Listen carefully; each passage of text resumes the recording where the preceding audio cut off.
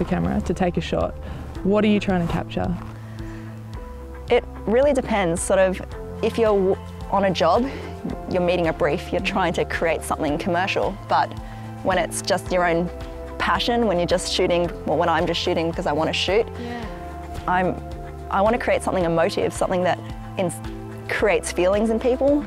It's really interesting when it comes to us looking at photographs of our athletes and deciding on images to use, from capturing the essence of someone having fun in the moment and looking for an image that anyone can relate to, because they see water, they see smiles, they see fun.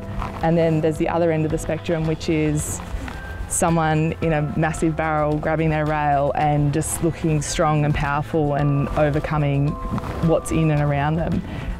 So it always depends on where we're going to use the image, who's going to see it, and who we're trying to connect with as to what we choose.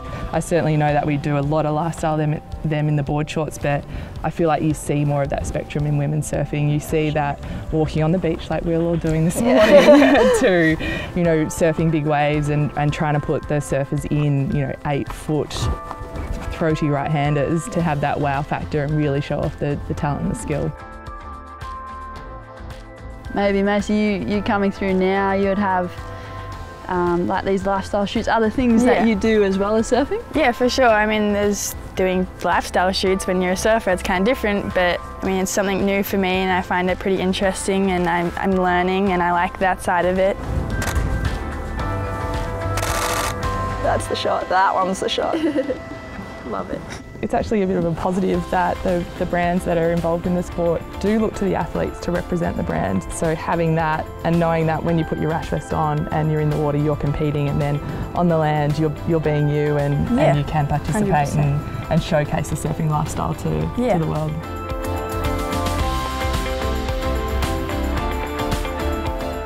There's a lot of feedback you get on images, like especially through social media, through likes. You can see the numbers, you can actually see what's happening, and a full-bodied human, a female in a bikini in blue water, is the most popular image globally.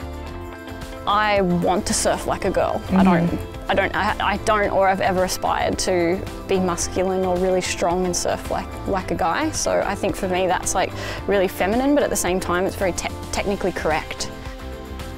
When there's cameras and everything in the water in the lineup, you just try do your best and forget about the cameras. But I think my favourite shot was in Hawaii last year, the only girl out there, and there was heaps of guys, and just to show that I'm strong as well. And they ended up putting it in a couple of magazines, which I was beyond stoked. So then a water flick there. I love that one. That's my favourite. Yeah, I think my favourite of the day. When I took it, I was like, we can go home now. So crazy. It's like so perfect. Yeah.